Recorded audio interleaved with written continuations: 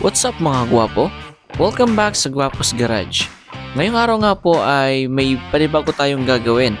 At sa video na ito ay ipapakita po namin sa inyo kung paano po namin buffingin itong mugs ni Gwapo. Bale, si Gwapo nga po pala ang naging founder ng ating YouTube channel at ng ating garage. So, sa tinagal-tagal po namin nagpapaganda ng ibang sasakyan parang deserve naman po ni Gwapo na kahit paano yung mabigyan natin siya ng konting makeover. Inangat ko nga dito si Gwapo mga kagwapo kasi nga po ay inalis ko lahat ng mugs niya para mabuffing muna. So hindi lang buffing yung gagawin natin dito kasi after po natin tong mabuffing balak din po namin na pinturahan yung gitna para mag-stand out yung kintab po ng mugs ni Gwapo.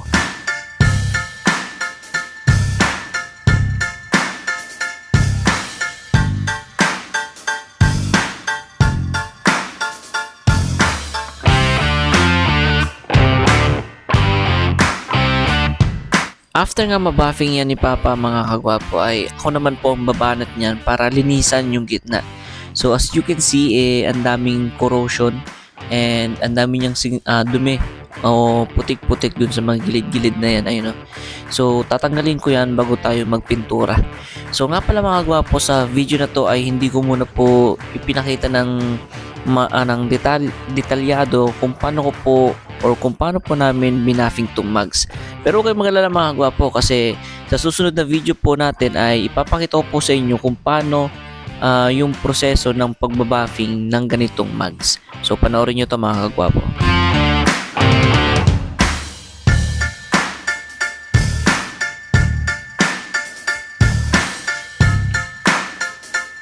Dito nga guys ay sinisigurado kung wala talaga matitirang dumi, kaya po ay nililiha ko rin yung mga gilid-gilid. Kasi after po nyan, ito ay naglalagay na po ako ng pangtakip naman dun sa gilid. So papel lang ang ilalagay natin dyan para hindi siya madamay pag nagpintura tayo.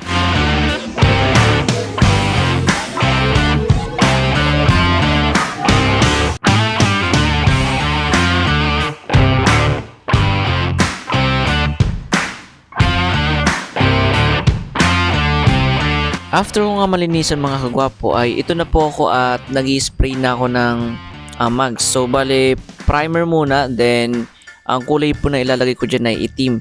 At mga kagwapo, hindi naman tayo gumamit dito ng medyo mamahalin na pintura. So yung budget meal lang. So after ko mapinturahan at ma-primeran, so ito na siyang kinalabasan niya. So ang linis pala tignan pagka na-primeran na. So pwedeng ganyan rin yung style Tignan mo, 'di ba? So, yan. Gagawin natin 'yan sa lahat mga kagwapo. So, mga ilang coating siguro ang ilalagay natin dito para mas makapal. So, dalawa yung primer na binili ko mga kagwapo.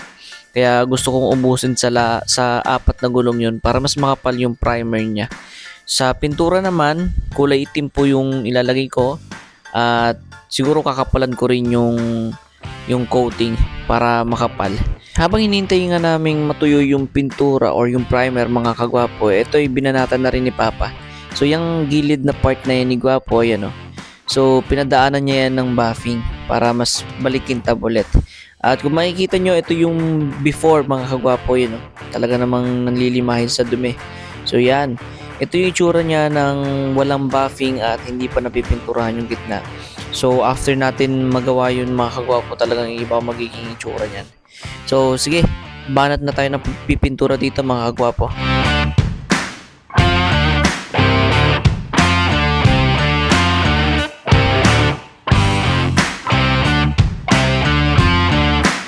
Tirik nga dito yung araw mga kagwapo, sobrang init kaya andun si Papa sa may lilom na part, ayan.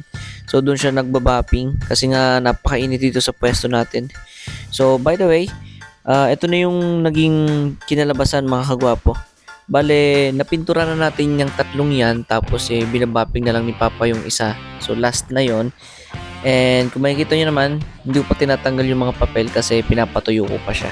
So hindi ko siya rektang binilad sa araw mga kagwapo kasi iniisip ko baka kumulo pagka rektang binilad sa araw. So ngayon, nung naikabit natin mga kagwapo, ayan na. Sheesh! So, ang ganda ng kinalabasan yung mga gwapo. So, kulang pa yung stud natin, no? So, kita nyo yan. Parang professional din ang nagpintura, di ba? So, boss ni pintura lang yan, boss. So, yan makikita nyo mga gwapo. Ganyan kaganda pagka nahihilamusan natin yung mga mugs natin. So yan mga gwapo, naigala na natin dito. So, nasa pook silang tayo. Pook ba to or pulong saging? Tignan nyo naman yan. So dito nga ay talagang sinadya kong ilagay sa tabing kalsada para talagang kitang kita. Tara mga gwapo, i-montage na natin to.